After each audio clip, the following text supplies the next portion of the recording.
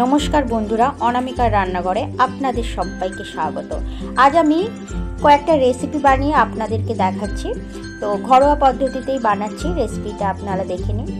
প্রথমেই আমি তেল গরম করতে দিয়ে দিয়েছি।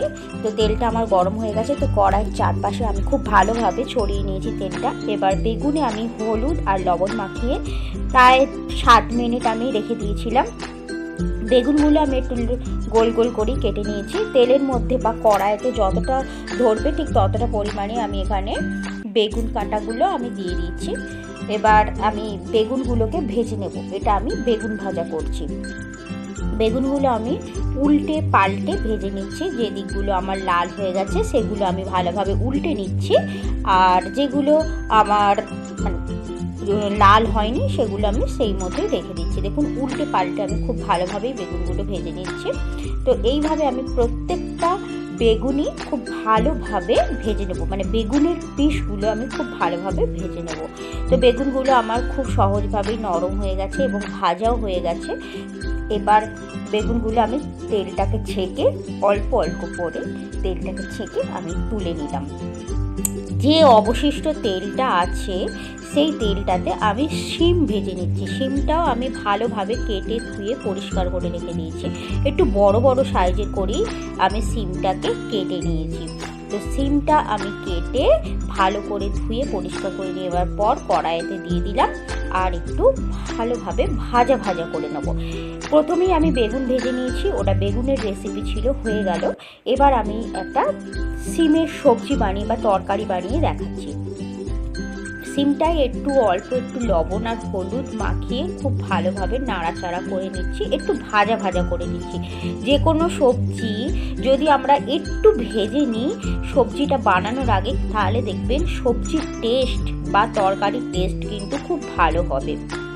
এবার ওই কড়াইতেই আমি এবার আর একটুখানি তেল দিয়ে, মানে তেল যেটা আমার আছে তাতে আমি আর 1 চামচ তেল দিয়ে কালো জিরের ফোড়ন দিচ্ছি। দেখতেই পাচ্ছেন এখানে আমি কিছু পরিমাণ কালো জিরে নিয়েছি, হয়তো অর্ধেক চামচ হবে, সেটা আমি নিয়েছি। নিয়ে এবার একটু ফোড়নের জন্য অপেক্ষা করছি। কালো জিরেটা ফোড়নটা একটু গন্ধটা একটু ভালোভাবে একটু এলে, মানে মিষ্টি একটা গন্ধ যদি আসে, তারপরই আমি এখানে দিয়ে দিচ্ছি পেঁয়াজ। এখানে একটা মিডিয়াম সাইজের পেঁয়াজ নিচ্ছি। পেঁয়াজটাকে আমি এখানে কুচো কুচো করে নিয়েছি। একটু খুব বেশি মানে পাতলাও নয় মোটাও নয়, মিডিয়ামভাবে কেটে নিয়েছিলাম। কাটার পর এখানে দেখুন ভাজা ভাজা হয়ে গেছে আমার। এখানে আমি দিয়ে দিচ্ছি আলু আর এখানে দিয়েছি গাজর। খুব ভালোভাবে আলু গাজর পেঁয়াজের সাথে একটু ভাজা ভাজা করে নেব। তাতে কি হয়, সবজিটার টেস্ট খুব ভালো হয়। এই সময় আমি দিয়ে দিলাম হলুদটা দিয়ে দিলে কালারটাও খুব সুন্দর আসে, তাই আমি সব সময় সবজি ভাজার সময় হলুদ আর লবণটা আমি দিয়েই থাকি। এখানে দিয়ে দিচ্ছি আমি লবণটা দিয়ে দিলে আপনারা জানেন আলুর ভেতরে চলে যাবে, তা সবজিটা পরে খেতে খুব ভালো লাগবে, তাই এই সময়তে আমি দিয়ে দিলাম লবণ। খুব ভালোভাবে আমি ভাজা ভাজা করে নিচ্ছি। আর একটা টমেটোকে আমি কি করেছি, ছোট ছোট করে টুকরো করে নিয়েছি। খুব বেশি ছোট ছোট করে টুকরো করিনি, দেখতেই পাচ্ছেন আমার টমেটোর সাইজটা, সেইভাবে আমি টুকরো করে নিয়েছি। একবারে গলিয়ে না ফেললেও হবে। এবার যদি আপনারা চান টমেটোটাকে একদম পুরো ছোট ছোট করে গলিয়ে ফেলতেও পারেন। যেহেতু আমি টমেটোটা দিয়েছি, তো অল্প পরিমাণ একটু লবণ দিয়ে দিলাম। একটু ভালোভাবে আমি কিন্তু এখানে কি করছি, নাড়াচাড়া করছি। হলুদ লবণ দিয়ে এখানে একটু খুব ভালোভাবে নাড়াচাড়া করে নিচ্ছি। নাড়াচাড়া করে একটু ভাজা ভাজা হয়ে গেছে। আর দেখুন আমার সবজির কালারটাও কিন্তু খুব সুন্দর হয়েছে, লাল লাল বেশ হলুদ হলুদ হয়ে গেছে। এখানে আমি নিয়েছি একটু আদা, একটু কাঁচা লঙ্কা বাটা, আদা বাটা, কাঁচা লঙ্কা আর অল্প একটু সর্ষে নিয়েছি, সাদা সর্ষে। খুব ভালোভাবে এবার মশলাটা আলুর সাথে আমি কষিয়ে নেব। আপনাদেরকে বলে দিই, সর্ষে যে সবজিতে দেয়া হয় সেই সবজি খুব বেশি কষালে সবজিটা কিন্তু খুব তেতো ভাব চলে আসে। তাই এখানে আমি কি করব, অল্প পরিমাণ এখানে আমি আর একটু কষিয়ে নিচ্ছি। টোটাল আমি এখানে দিয়েছি 2টো কাঁচা লঙ্কা, অল্প একটু আদা, আর এখানে 2 চামচ মতো এখানে দিয়েছিলাম সাদা সর্ষে। তো খুব ভালোভাবে আমি এখানে কষিয়ে নিচ্ছি কষানোর সময়তে, যাতে আদার একটা গন্ধ থাকে, সেই কাঁচা গন্ধটা চলে যাওয়া পর্যন্ত আমাদেরকে একটু অপেক্ষা করতে হবে আর ধৈর্য সহকারে কষিয়ে নিতে হবে। খুন্তিতে একটু লেগেছিল দেখুন, সেটা আমি খুন্তিতে ধুয়ে আমি ভালো করে কষিয়ে নিলাম। হ্যাঁ, আপনাদেরকে বলে দিয়েছি খুব বেশি কষাইনি, কারণ যেহেতু এখানে সর্ষে আছে তো সবজিটা এখানে পুরোই তেতো তেতো হয়ে যাবে, তাই আমি অল্প পরিমাণে এখানে কষিয়েছি। আর সিম ভেজে রাখা যে সিমটা আছে সেটা ওপর থেকে আমি দিয়ে দিলাম। আর এখানে দিয়ে দিয়েছি আমি পরিমাণ মতো জল, যেহেতু এটা এখানে খুব গ্রেভি হবে না, তাই পরিমাণ মতো জলটা আমি দিয়ে দিয়েছি। আলু ভাজতে ভাজতে অনেকটাই নরম হয়ে গিয়েছিল, আর সিমটা তো তাই হয়ে গিয়েছিল। 5 মিনিট ঢাকা চাপা দেওয়ার পর 5 মিনিট পর আপনাদেরকে খুলে দেখিয়ে দিয়েছি। দেখুন সবজিটা আমার সব কিছু সেদ্ধ হয়ে গেছে আর সবজিটা মাখো মাখো হয়ে গেছে। ওপর থেকে একটু ধনেপাতা ছড়িয়ে দিলাম, ফ্রেশ ধনেপাতা।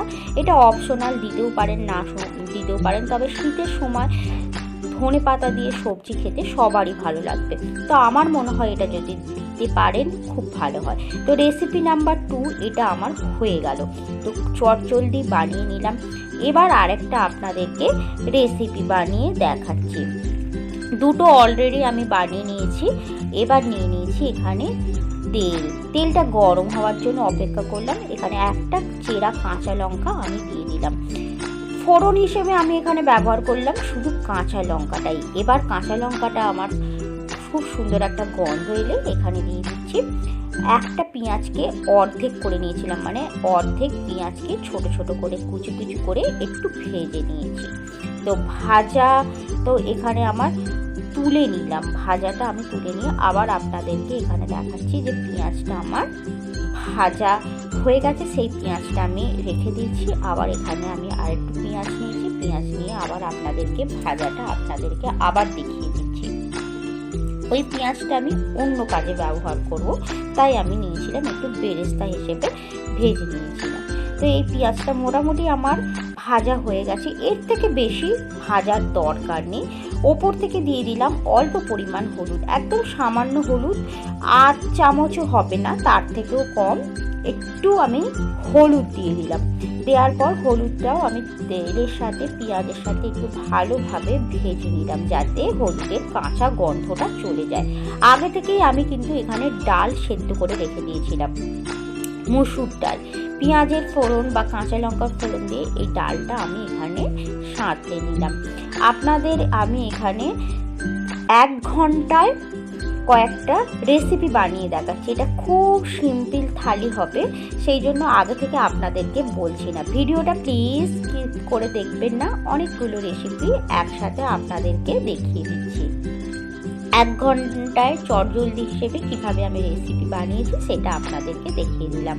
তো ভিডিওগুলি আমার ভালো লাগলে অবশ্যই লাইক, কমেন্ট, শেয়ার করবেন, আর চ্যানেলটিকে প্লিজ সাবস্ক্রাইব করে নেবেন আর আমার পাশে থাকবেন। ফেসবুকে আমার একটি পেজ আছে, ওই পেজটিকে অবশ্যই ফলো করবেন। কড়াতে ধুয়ে পরিষ্কার করে দেখুন কিছুটা তেল দিয়ে দিয়েছি, তেলটা গরম করার জন্য এখানে তেলটা আমি দিয়ে দিয়েছি। মোটামুটি তেলটা আমার গরম হয়ে গেছে।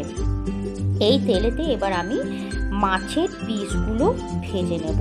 এখানে আমি কিছু পরিমাণ মাছ নিয়েছি, সেই মাছটাকে আমি খুব ভালোভাবে গরম তেলেতে দিয়ে দিয়েছি। আর আগেতে বলে দিই, মাছটাকে কেটে ধুয়ে পরিষ্কার করে কিন্তু আগে থেকেই আমি লবণ হলুদ মাখিয়ে রেখে দিয়েছিলাম। আপনাদের বলে দিই, মাছ ভাজার আগে কিন্তু আমি এই জিনিসগুলো সব সময় করে থাকি, যেটা মিনিমাম 10 মিনিট তো আমি মাছে লবণ হলুদ মাখিয়ে রেখে দিই, তাতে খুব সুন্দরভাবে মাছগুলো ভাজা হয়ে যায়। এই মাছগুলো আমার ভাজা হয়ে গেছে। আবার যে অবশিষ্ট তেলটা আছে সেই তেলেতে অবশিষ্ট মাছ যে আছে সেই মাছের পিসগুলো আমি একইভাবে ভেজে নেব। মাছ ভাজা তো সবাই পারেন, তো ঠিক সেইভাবেই আমি মাছগুলো ভেজে নেব। উল্টে পাল্টে প্রত্যেকটা সাইড আমি কিন্তু খুব ভালোভাবে মাছগুলোকে ভেজে নিচ্ছি। তো মাছের এখানে দেখুন এক পিঠ আমার ভাজা হয়ে গেছে। এবার যে পিঠগুলো আমার ভাজা হয়ে গেছে সেই অপর পিঠগুলো কিন্তু আমি উল্টে দেবো। এখানে মাছগুলো আমি খুবভাবে ভেজে তুলে নিয়েছি ভালোভাবে। ওই তেলেতেই আমি দিয়ে দিচ্ছি পেঁয়াজ। এখানে আমি বলে দিই দুটো মিডিয়াম সাইজের পেঁয়াজ নিয়েছি। পেঁয়াজগুলো একটু খুব ভালোভাবে কুচি কুচি করে নিয়েছি, যেহেতু এখানে মাছের ঝাল বানাবো। একটু কুচি কুচি করে কেটে নিলেই মনে হয় ভালো হয়। তো খুব ভালোভাবে ভেজে নিচ্ছি, একদম বেরেস্তা ভাজার জন্য নয়। আর এখানে দেখুন আমি কি মশলা নিয়েছি, ধনে পাতা দিয়েছি, টমেটো দিয়েছি আর কাঁচা লঙ্কা দিয়েছি। এছাড়া আমি এখানে আর কিছু কিন্তু মশলা দিইনি। আবার বলে দিই, ধনে পাতা, টমেটো আর কাঁচা লঙ্কা। এইভাবে এই রেসিপিটা একবার বানিয়ে দেখবেন, অবশ্যই অবশ্যই ট্রাই করে দেখবেন এই মাছের ঝালের রেসিপিটা। আপনাদেরকে বলছি খুব খুব খুব ভালো লাগবে। তো কি কি মশলা দিয়েছি আবার বলে দিই, টমেটো, কাঁচা লঙ্কা, ধনে পাতা অবশ্যই বেটে দিতে হবে। এছাড়া কিন্তু এখানে আর কোনো মশলা আমি ইউজ করিনি। পেঁয়াজ খুব খুব ভালো লাগবে। না দিয়েছি এখানে আমি আদা, না দিয়েছি আমি এখানে রসুন, আর না দিয়েছি আমি এখানে সর্ষে বা পোস্ত, কোনো কিচ্ছু না। প্লিজ এইবারে আপনাদেরকে ট্রাই করার অনুরোধ রইল। আচ্ছা, পেঁয়াজটাকে আমার খুব ভালোভাবে ভেজে নিয়েছি। ভেজে নেবার পর দেখুন এই গরম তেলেতেই আমি দিয়ে দিচ্ছি এখানে হলুদ আর পরিমাণ মতো লঙ্কার গুঁড়ো, আর যেটা আমি বেটে নিয়েছিলাম কাঁচা লঙ্কা, টমেটো, আর এখানে নিয়েছি বেশ কিছু, আমি এক মুঠো বলতে পারেন ধনে পাতা নিয়েছি। সেটা আমি খুব ভালোভাবে বেটে এবার মশলার সাথে আমি কষিয়ে দিচ্ছি। মশলার সাথে কিন্তু এটা খুব ভালোভাবে। আর আপনাদেরকে বলে দিই, ধনে পাতাটা যদি আমি বেটে ইউজ করেছি না, এতে একটা আলাদা মানে ফ্লেভার আসবে। তো এইভাবে প্লিজ একবার বানিয়ে দেখবেন, খুব খুব খুব ভালো টেস্ট হয়। তো মশলাটা আমি খুব ভালো হালকা আঁচেতে বা মানে কি বলবো, একদম লো টু মিডিয়ামে আমি এটা করছি। আস্তে আস্তে ঢাকা চাপা দিয়ে করলে সহজেই মশলাটা কষানো হয়ে যায়, আর মশলা থেকে দেখুন তেল ছেড়ে বেরিয়ে আসে। তো এখানেও সেই ক্ষেত্রে তাই মশলাটা আমার খুব ভালোভাবে কষাচ্ছি, আর আমি সবসময় ঢাকা চাপা দিয়ে মশলা কষাচ্ছি। কষালে মশলার কালারটা দেখুন, হয়তো কালার খুব একটা লাল টকটকে আসেনি, কিন্তু ওপর থেকে দেখতেই পাচ্ছেন যে কি সুন্দরভাবে তেলটা ছেড়ে যাচ্ছে। তো এটা ঢাকা চাপা দিয়ে একদম লো টু মিডিয়ামে রাখলে আশা করছি আপনাদেরও ঠিক এই রকমভাবেই সুস্বাদু হয়ে আসবে আপনাদের এই মাছের ঝালের রেসিপিটা। আমি আবার একবার ঢাকা দিয়ে দিয়েছিলাম। আপনারাই দেখে নিন, কোনো কিছু মশলা ছাড়াই, আদা রসুন ছাড়াই কত সুন্দর গ্রেভিটাকে দেখতে হয়েছে। তো এই মাছের ঝালের বৈশিষ্ট্যটা হচ্ছে এইভাবেই আপনাদেরকে করতে হবে, তবে এই মাছের ঝালটা খেতে কিন্তু খুব ভালো লাগবে। দেখুন আমি খুব বেশি একটা জল দিইনি। তো এইভাবে এবার মাছটা আমি জলটা দিয়ে দিয়েছি, আর কতটা গ্রেভি রেখেছি সেটা আপনারা আপনাদের হিসেব মতো রাখবেন। আমি যতটা গ্রেভি রেখেছি ঠিক গ্রেভি রাখবো সেই হিসেবে কিন্তু আমি এখানে জলটা ব্যবহার করে দিয়েছি। এখানে পর্যাপ্ত পরিমাণে এখানে দিয়েছি লবণটা অবশ্যই টেস্ট অনুসার। আর লঙ্কাটা যেহেতু আমি কাঁচা লঙ্কাও দিয়েছি, তাই সেহেতু আমি ঠিকঠাক মতন আমি 1 চামচের একটু কম আমি এখানে দিয়েছিলাম লঙ্কার গুঁড়ো। তো আমি এবার অপেক্ষা করব যে আমার ঝোলটা ফুটে ওঠার জন্য। আর এই সময় প্লিজ আপনারা চেক করে নেবেন এতে লবণটা ঠিকঠাক আছে কিনা। ঝোল আমার ফুটে উঠেছে বা মাছের ঝাল আমার ফুটে উঠেছে। মাছের ঝোলটা ঘনত্ব অনুসারে আপনারা নিশ্চয়ই জল দেবেন। আর ভাজা মাছগুলো এবার আমি একে একে করে মাছের গ্রেভিতে ছেড়ে দিচ্ছি। যেহেতু আমার মাছের ঝালটা ফুটে উঠেছে, তাই অবশ্যই এইভাবেই আপনাদেরকে করতে হবে। লাস্টে ঝোলটা ফুটে ওঠার পরই আপনাদেরকে মাছটা দিতে হবে, কারণ আগে থেকে দিলে মাছে একটা গন্ধ ছাড়ে, তাই পরে দিলে মাছটা নরমও হয়ে যায়, আর মাছের ভেতরে একটু একটু করে আপনাদের ঝাল যে বা গ্রেভিটা আস্তে আস্তে চলে যায়। ওপর থেকে আমি ফ্রেশ ধনে পাতা দিয়ে দিলাম। ধনে পাতাটা আমি 2বার হিসেবে ব্যবহার করেছি। তো রেসিপিটা এখানেই। Thank you.